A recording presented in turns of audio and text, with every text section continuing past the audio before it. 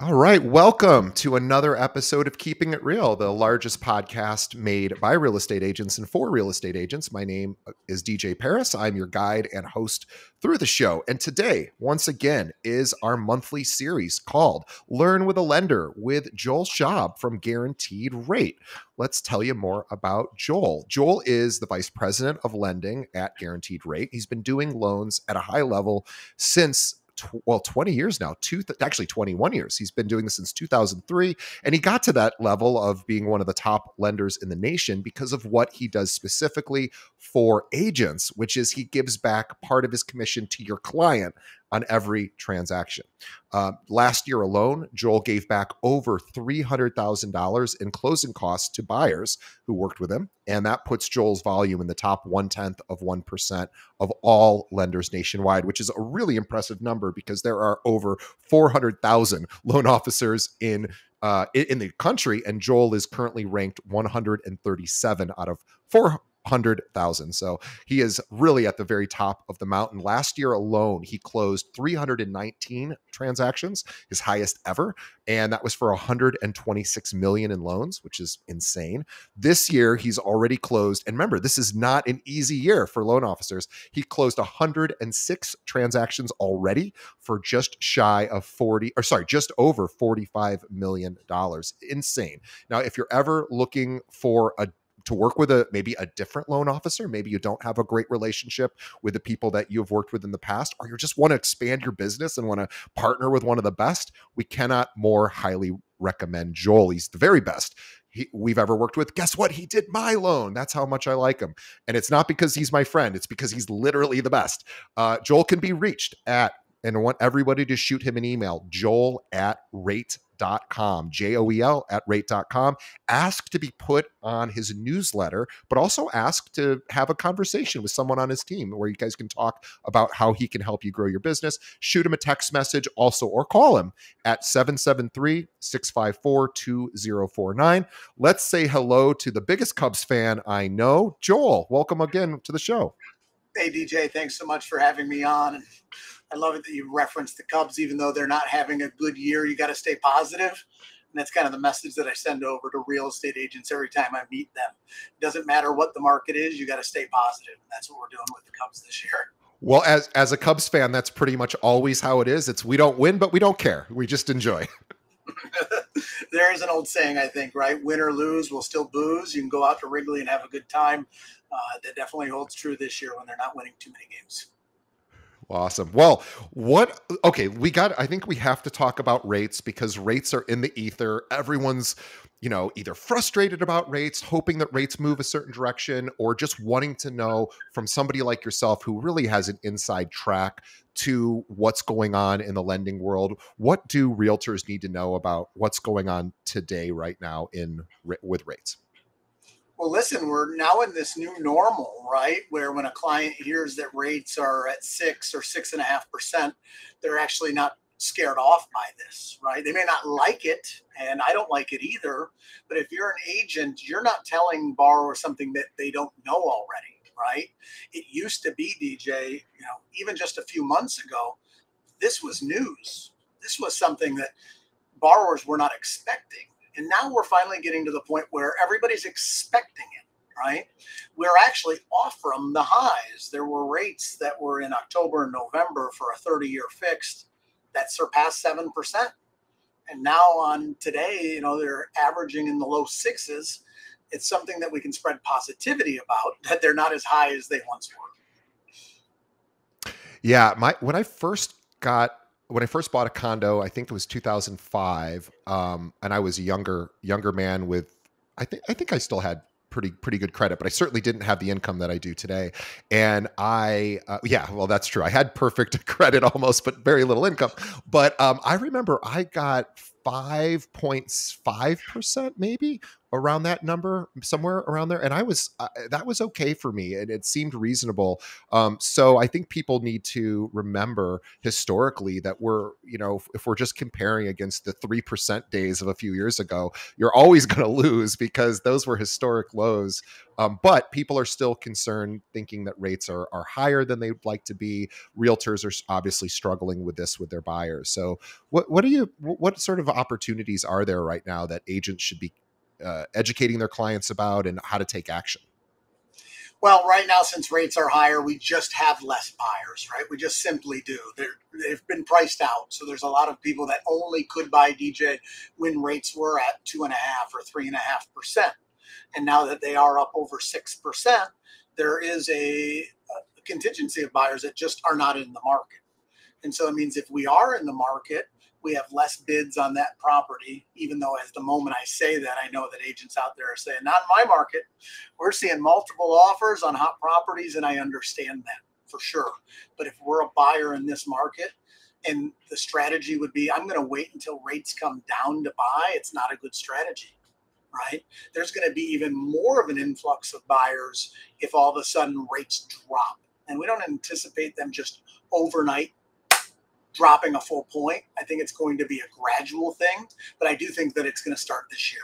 Even by the third and fourth quarter of this year, I do anticipate rates being lower than they are now. Yeah, I mean, we also have to remember too, back in the 3% days, that obviously you were working probably harder than ever because nobody was priced out of the market, except everyone was kind of priced out of the market because prices went up so much higher. It was like the rate was amazing.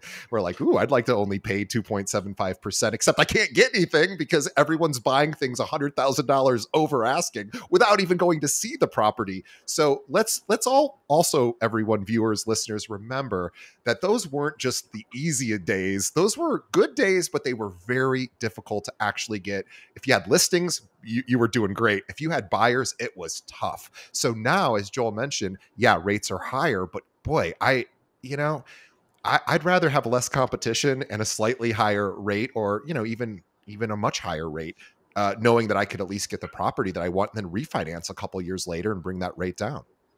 What we're seeing right now is sellers just don't want to trade up and do that big of a rate increase. If I'm selling my house today that has a 3% rate, DJ, and I have to go then take a 6.5% rate, I'm just not going to sell the home. And I think there's some evidence here that if rates do dip into the fives, which we probably will see here in Q3 and definitely Q4 of this year and into next year, we will start to see sellers say, okay, now that rates have come down, I'm okay trading up. But I think that 6% is this threshold where sellers are just saying, I'm going to stay put. And if we do see these rates get down into the fives, we will see not a large number of sellers. There's still going to be sellers, DJ, that will never sell that home, right? They're going to be the incidental landlord. All of a sudden, they're going to just keep that property and put a renter in it versus selling it. But I know that we will start seeing much more inventory as these rates come down, and we'll be seeing that soon. For me, as somebody who considers himself slightly outside or adjacent to the real estate industry, I'm not a practicing realtor. I would much rather have less competition on the purchase. So if the rates dip into the fives, which we hope, of course, they will. I know the NAR chief economist believes they will hopefully get to about 5.5 by the end of the year. Who knows? Nobody has a crystal ball, but I would actually be a little afraid of that because so many buyers are waiting on the sidelines. I would just hate for there to be a buying frenzy waiting for that rate to hit. And then all of a sudden, I'm sort of back in a similar scenario to when it was 3% days, where it was just lots of buyers, prices going up. Right now, prices are down. This might be a good time to even get in at 6%, knowing that I can get what I want, pay a little bit extra for a couple of years, maybe probably less, but whatever, pay a little bit more, and then possibly refinance into a more comfortable place. To me, I think where you live is it's like you buy a TV, but after a couple of weeks, you don't even notice like how much you paid for it anymore. It's just your TV, but at least it's the TV you want. And I think that realtors, really could do themselves a huge favor by saying, hey, it's okay if you want to wait, but here's what happened the last time rates got lower is we had this huge challenge of actually getting buyers to actually, close on property.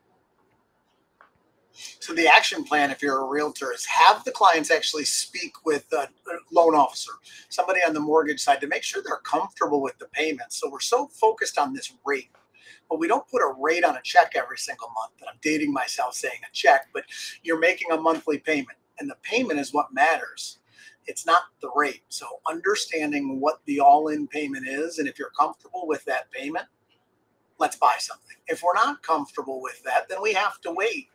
And it's just about being honest with ourselves and understanding what is our maximum purchase price, working with a trusted loan officer to actually get that information. And I'm thinking, oh, it's much worse than they think. And we go through the numbers and they realize, okay, with these rates, it's actually not that bad. Maybe my payment is $230 or $300 more per month than that price point. But when rates do come down, I can refinance the debt. So that's one of the big things, is just understanding the numbers. Knowledge is more important than anything, and just understanding where you are actually at and doing that with your buyers will put you in a good position. You're so right. The actual rate percentage itself is largely irrelevant. It's just what our brains kind of, for some reason, that's an easier number for us to sort of grasp in our brain.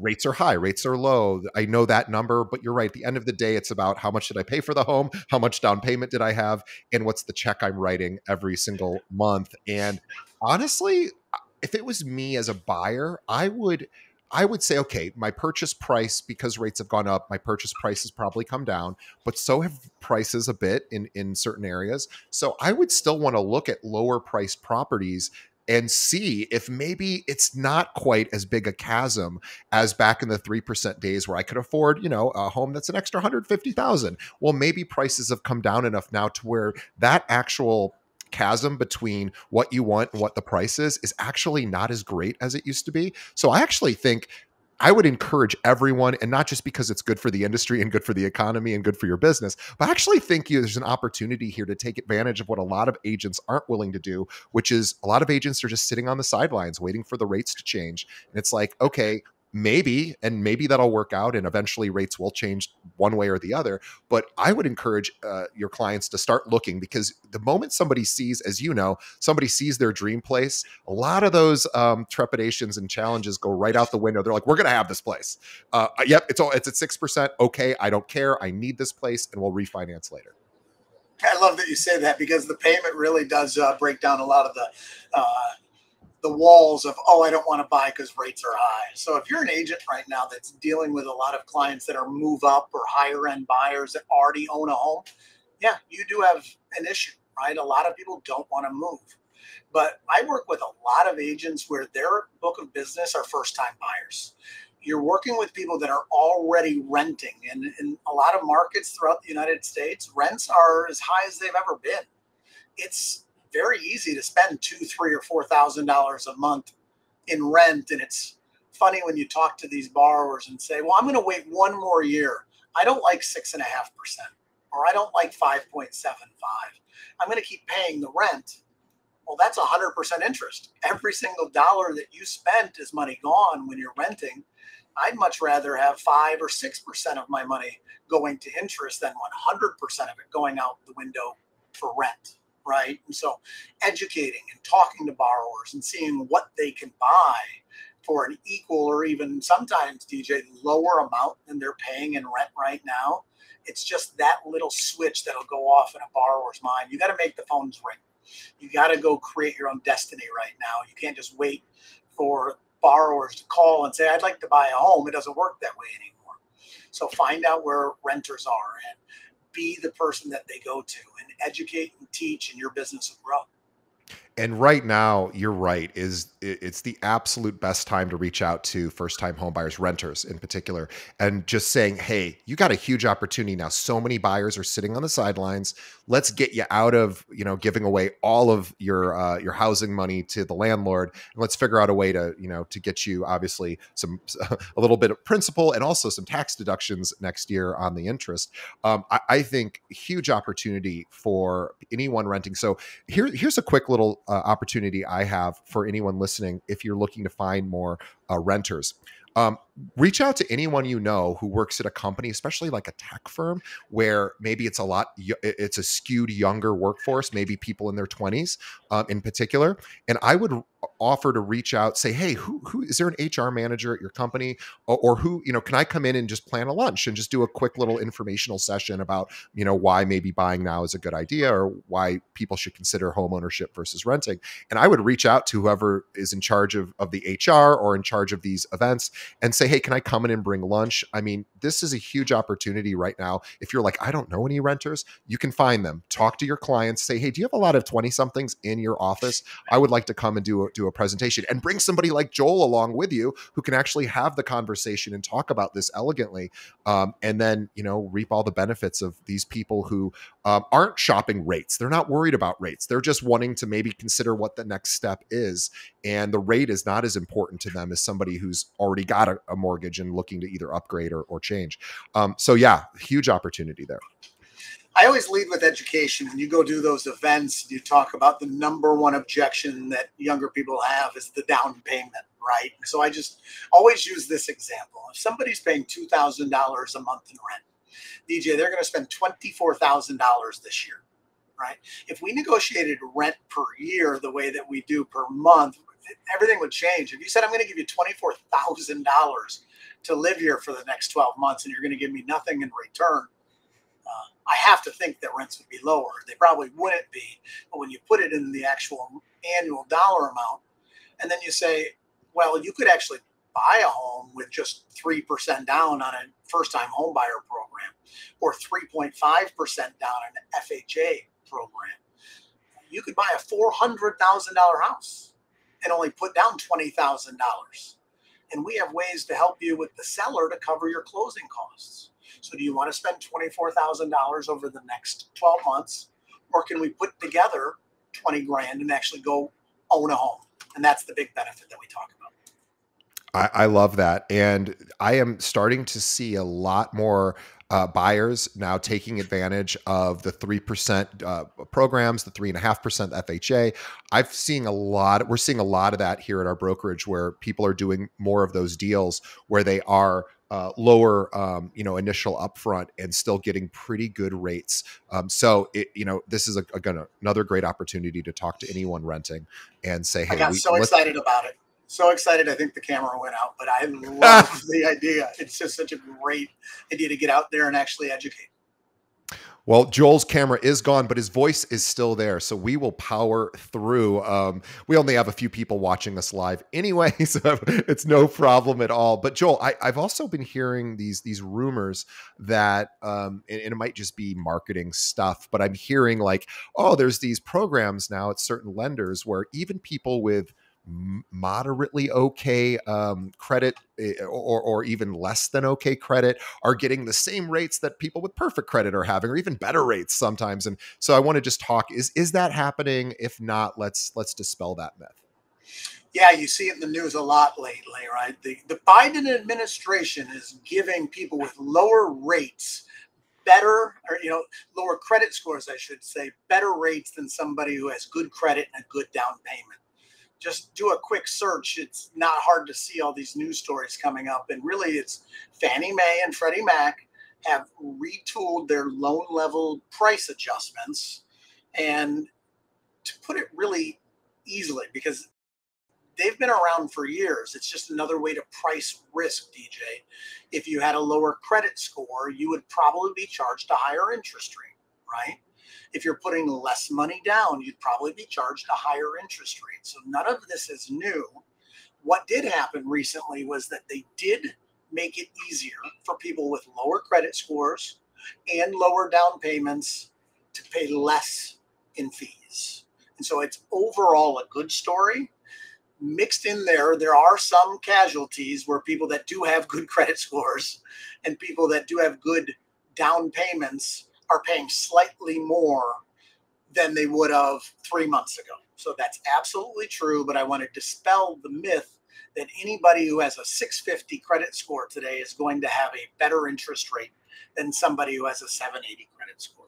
It's just simply not the case, and that has to make sense.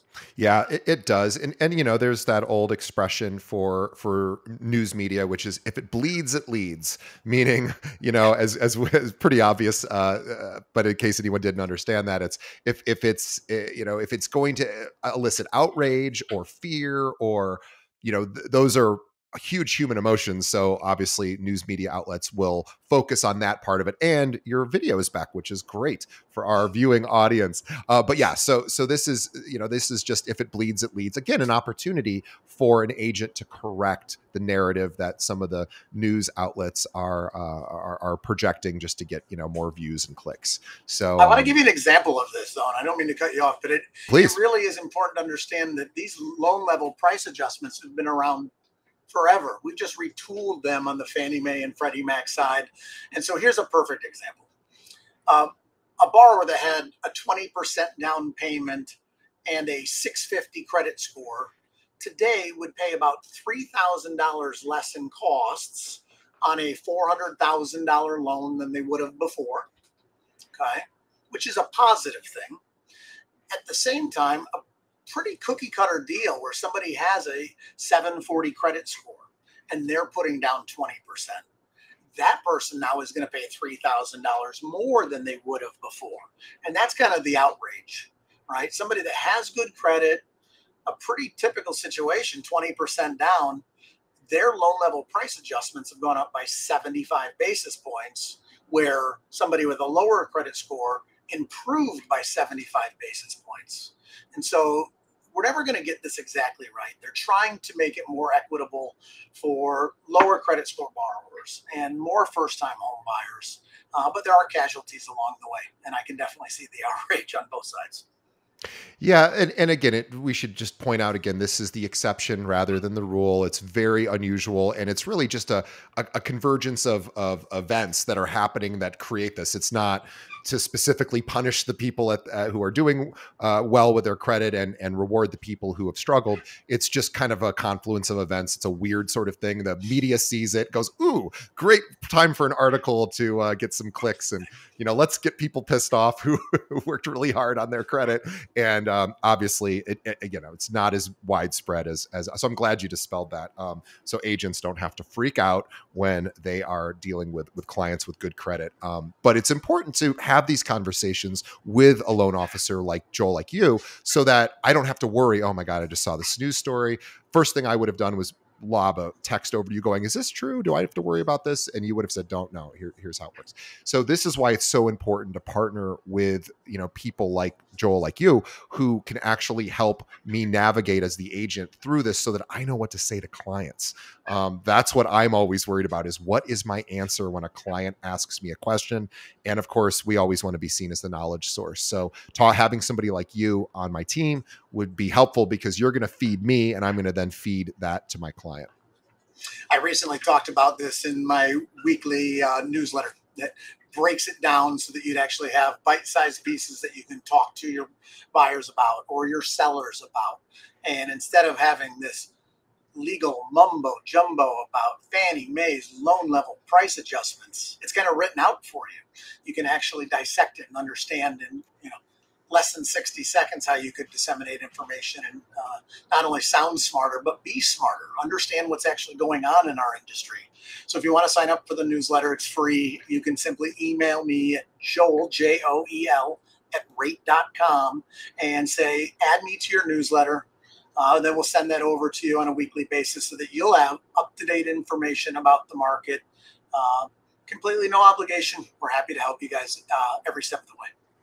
Yeah, guys, I really can encourage you more to do this. Aren't you tired of just getting, you know, prospecting, prospecting emails from loan officers, or like Happy Mother's Day emails, which is great. All of that's good. I'm not here to put it down, but aren't you tired of only getting that from lenders? Where if you sign up for Joel's newsletter, which is awesome because it gives you like 4 or 5 bullet points and some more explanation, but it gives you these bullet points where you can every single week, where you can literally just parrot what is Joel sends to you. And so you can go out there and seem knowledgeable. And guys, it's awesome. Subscribe, email joel@rate.com for that, and he will send you that out every single week. And his team is awesome. Well, Joel, I think that's a really good place for us to wrap up. I think we covered a lot today. We kept it short and sweet. Unless you have any other topics you want to dive into, I think this is a great place to wrap. I'll just leave you with, if you're an agent, remember that it's not all about 30-year fixed rates. Have your borrowers look at all of the options, okay? There are rates right now that are in the 3s, 4s, and 5s. You can utilize seller-paid buy downs. Understand what ARM rates are looking like right now. Understand what 15 and 20-year rates are looking at right now, and understand how you can use a 2-1 buy down for your clients in the next 2 years while rates are going to continue to go down. Let's make sure we understand all the ways that you can educate your borrowers and clients on how to get lower rates. So it's not just 30-year fixed. Get out there. And I'll tease you guys too about our previous episode that Joel and I did a month ago. So you'll have to go back a few episodes to find it. But Joel talked about some really interesting loan products that I guarantee you've never heard of. I won't tell you what they are. I'll tease you. But if you go back to the previous episode, you will hear Joel talk about some cool opportunities, specifically like when children are going to college. There's opportunities there, and even like for parents that are elderly that are going into assisted living or just buying a home for mom and dad as they're older. So anyway, that's the only tease I'll give you, but these are really cool products I almost guarantee you've never heard of. So go back a month ago, listen to that episode. We'll put a link to it in the show notes, by the way, so you don't have to search too hard for it. Or even better, just reach out to Joel directly and have him tell you about things like a 2-1 buy down and some of these other products that are really cool and creative ways to get your clients to a more palatable monthly amount that they're writing for their mortgage. So reach out to joel@rate.com. You can also shoot him an email, or sorry, obviously you can shoot him an email, but you can also call him, and we have his phone number there in the show notes. So guys, thank you so much for everyone watching, listening, supporting our show. Our numbers, which is amazing, have really never been better. So I am so thankful, and Joel is part of that reason why we have such high numbers, because his content is so incredibly valuable. He comes on every single month. Please support him. How? Reach out to him, get on his newsletter, and ask him for how you guys can work together to get more deals closed faster. So again, joel@rate.com. He's amazing. He's the best. And on behalf of all of our listeners and viewers, thank you, Joel. And on behalf of Joel and myself, we say thank you as well. One last thing before you sign off, please don't sign off just yet, because I want to ask you to do just 2 quick things. One is tell a friend, of course. Tell one other agent who's struggling right now about this episode. Send them a link to this episode. And also, please check us out on social media. We are on now all the social media channels. I didn't have an Instagram account for the last 5 years. That was a mistake. We have one now. And we are posting daily content from these episodes. So I have one of a new member to our team, Franz. He combs through each episode. He finds like 3 clips or so that are bite-sized, 60 seconds or less, but something actionable, something you can literally do right now to help grow your business. And we publish those every single weekday on social media. This includes TikTok, Instagram, Facebook, LinkedIn, YouTube, Twitter, all the channels. So please just Google, find us on whatever channel. We're easy to find. So look for us, subscribe, and you'll get that daily dose of wisdom from people like Joel. In fact, I published one from today from Joel's episode last month. So follow us. If you want to find us on Instagram, the easiest probably one there, it's Top Agent Interviews. That's our hashtag, or that's our handle. Someone else had already had Keeping It Real podcast. So anyway, Top Agent Interviews, but just Google it. You'll find us. All right, Joel, thank you so much. And we will see everybody on the next episode.